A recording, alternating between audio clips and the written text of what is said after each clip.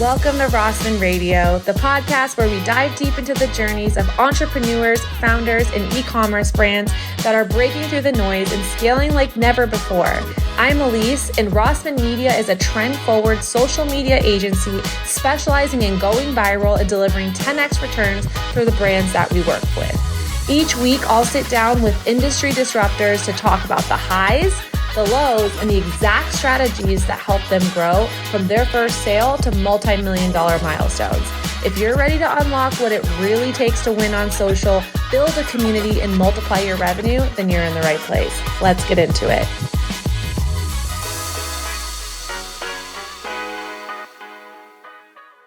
Welcome back to Rossman Radio, podcast where we talk with the people shaping how business and marketing actually work in the real world. I'm Rob Nichols, Director of Strategy at Rossman Media, and today we're talking about a business that's turned a very specific niche, window coverings, into a masterclass in community-driven marketing and franchise storytelling. My guest here is Kevin Stewart. He's the CTO at Bloom & Blinds, a fast-growing national franchise that's redefining what local marketing can look like in 2025. Kevin's been leading their digital strategy, helping franchisees understand how to actually win on social, and somehow also managing SEO, AEO, AI, SEO, and a robot dog that manages your windows. We'll get into all that. Kevin, how are you doing? I'm doing well, Rob. Thanks for the invite.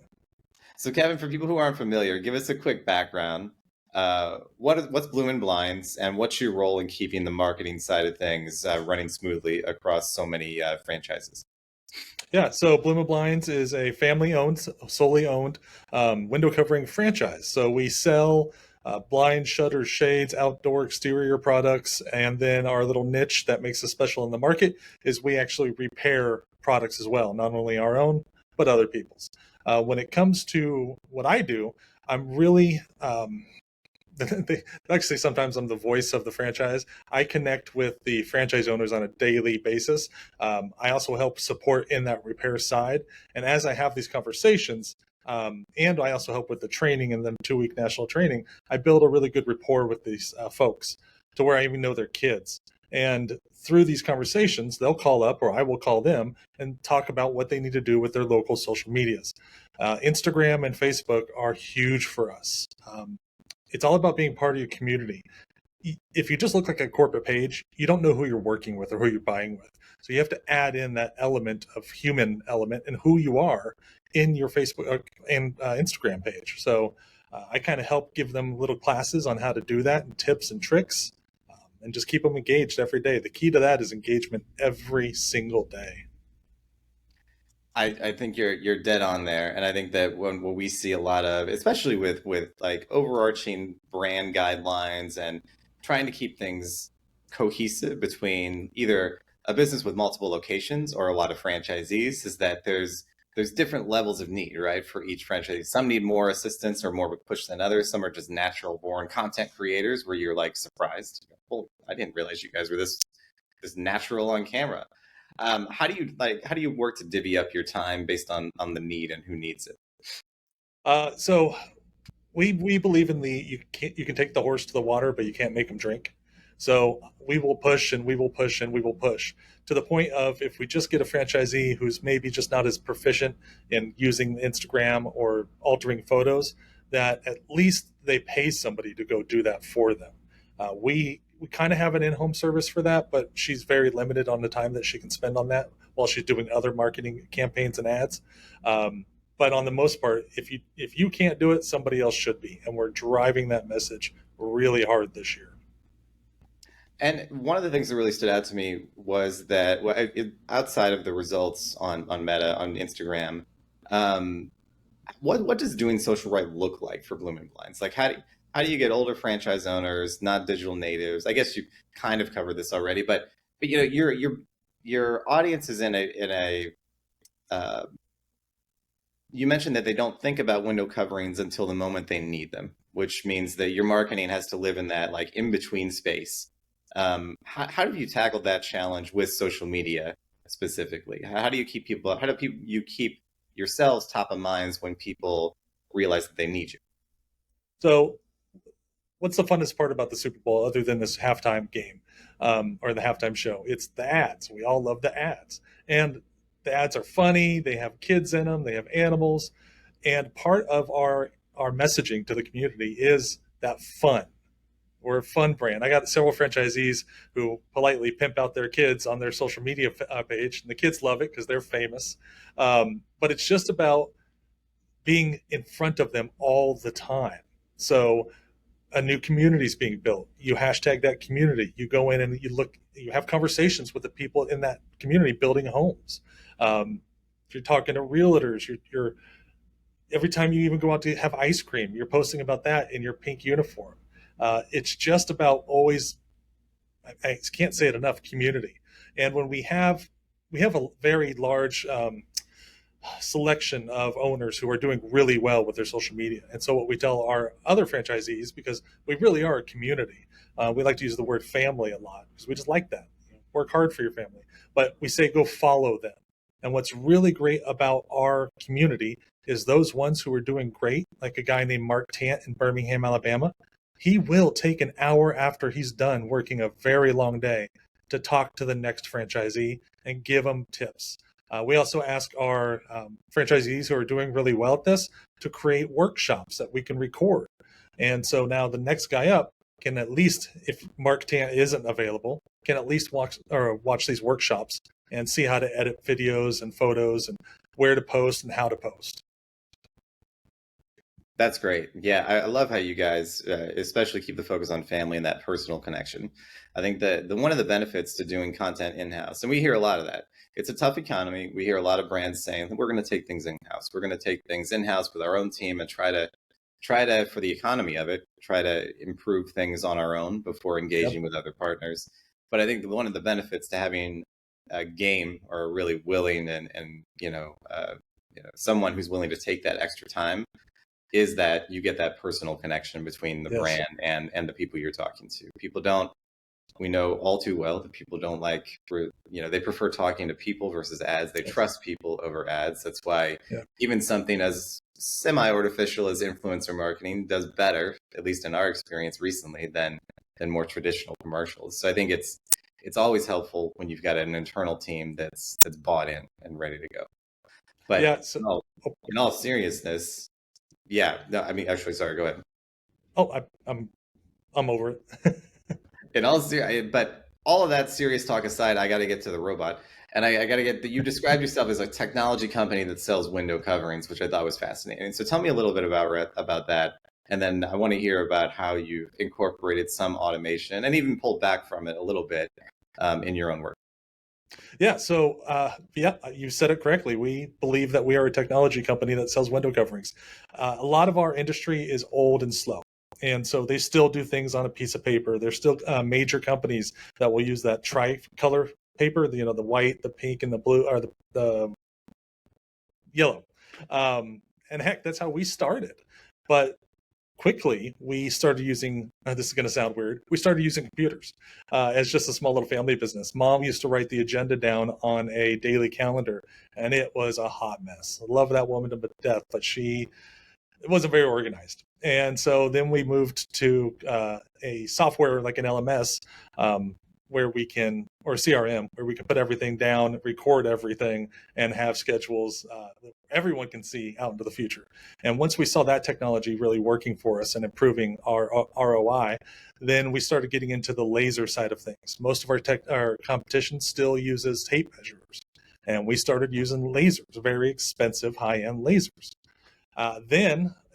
We're not a stagnant company, so we're always thinking about what's the next thing. How can we improve the lives for our franchisees? And so we got into this idea of AI. Basically, our staff, including myself, use AI. I've used it probably 5-6 times today. Help me even just think about a certain step in a certain project. It's very useful. But then we got into what else can AI do? And we got into this idea of having a new CRM that would be Bluetooth to a robot dog. And the robot dog would have a LiDAR camera on it. The LiDAR technology can measure a window up to like 1/16 of an inch in accuracy. And we dove really heavy into that. That was, we called it Bloom Scale at the time. That was the project name. And that led into also, we have our own internal call center. And that led us to using AI for backup. So when people aren't there at night or on the weekends, Carrie, who is the name is an homage to my mom, actually can answer the call, give pretty good detailed information, even make a joke or two if you'd like, and can save that information so we can get it scheduled on Monday or the next morning. Then we got really heavy into the robot dog. We actually bought a robot dog. We bought the LiDAR camera. We partnered with a technology firm that said they could house the data and the information. And it kind of it overwhelmed our company so much that we kind of forgot about running the franchise and doing for the franchisee. In the end, this is all for the franchisee. But we just said, hey, we need to get back to our roots. And it's not going away. It's just sitting on the shelf, this next technology. It's there. It's real close to being there. It's just not our prime focus right now. And we're still so young and nimble that we can make these changes and shifts really quickly. So I'm looking forward to it coming to fruition, and it will, just not today. Yep, completely. I think we see sort of the writing on the wall in certain areas too when it comes to AI. There's a lot of, discussion on, the public perception of AI versus its actual usefulness. And I think it's a good conversation to have because for brand, it's, and investors to a certain degree and board members, it's always great to have efficiencies and to find ways to do things quicker that would normally have taken you a really long time. On the flip side of it, people want personalized service. It's like talking to someone on the phone versus talking to a phone tree. Phone trees saved everybody a lot of time, but people hate it. So it's a similar era, I feel like, of marketing that we're getting into. But the cool part is that we can find ways for even, as a marketing agency, we find ways for our clients to do things that they wouldn't have been able to do before, and do things with the same resources and probably even a smaller investment in a way that actually makes sense for them. On that topic, you guys have excellent SEO. You mentioned that SEO is one of your biggest strengths. How do you see that evolving, and how are you preparing that piece of the business as we see the rise of like zero-click searches, people finding more information about top blind repair in my area on ChatGPT versus Google? Yeah, so we're very, very heavily strong in the SEO, primarily because of our niche of our business. And it's been like that since we got into the SEO game. Because we have that repair terminology, what do you type in? Top blind repair companies near me, and we're basically going to be the only one because most people in this industry don't want to do repairs. They haven't spent the 20 years of figuring out each model, each generation, and things like that. So we should always stay strong no matter what the change is in that category. When it comes to our competitors, it's about getting into think of it like a tree, right? All the branches. You have to do all the things to have a really healthy tree with a lot of branches. So you've got to be hitting we even do data on what hashtags to use, when to post, all these little easy things to figure out. Plus, we've partnered with some really great companies who are already thinking about that whole AI situation where links are going to start being less popular. But Google is going to start losing ad money. And as soon as it hits them hard enough, they're going to figure a way to either get rid of that or incorporate more links into that somehow.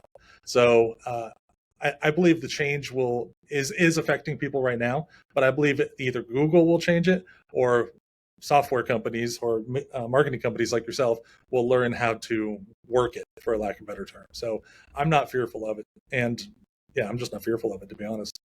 Yeah, funnily enough, when Google rolled out their AI mode for search, we were testing it as just like on an internal call as an agency, and I just asked it. I was like, "Does Google plan to include ad placements within AI search results?" And it was like, "Well, yes, it does, as a matter of fact." Yeah. And this was like one of the first months of Google AI search. I was like, "Well, of course." Yeah, but money talks. Yeah, it's rough because I feel like it's what we hear from a lot of our clients is that they're seeing this decline in organic search traffic, and that's there's a few different factors contributing to that, but the Google search environment isn't the best right now. It's sort of gotten worse over time. That's why Reddit has seen such a huge boom, is because Yes. people they have to add Reddit to the end of their search queries because they're not getting the results that they need from Google. And I think it's about AI for sure, but it's also about people just wanting to get information that's valuable, accurate when they need it. And it's sort of crazy that these two things converge. But what we try to do with our clients, and I think what you guys do with your agency partners, is really try to stay ahead of the curve. Yes. So that you have been, like you mentioned, embracing technology so early and considering search queries that have probably a lot of volume. Like blind repair sounds like it had a ton of volume, but no one was addressing it. So I think that's a really smart move from you guys.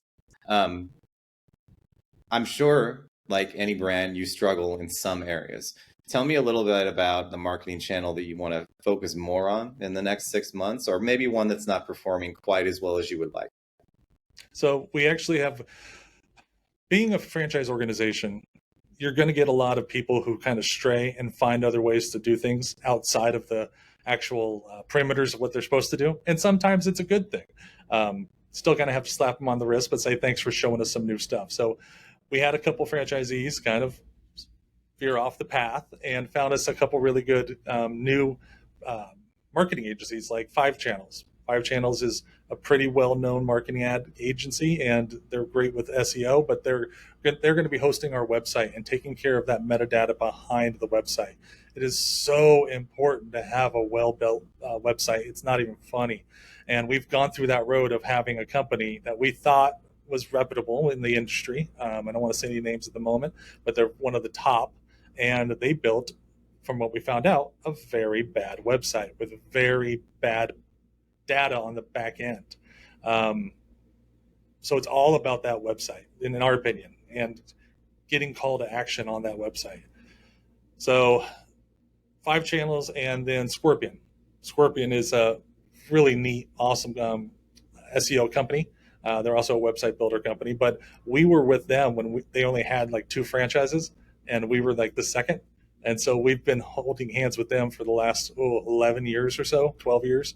And so it's been a great relationship with them. They've been so stable, and they've been really good about staying ahead of the Google changes. That's one of the things they primarily promote themselves on, is being able to stay ahead or be right there when those changes are coming. So those are kind of the 2 major companies that we use. Completely. Yeah, I know we know them anecdotally from working in home services. A lot of times it's a very, it's always good to find an agency that specializes in a particular area.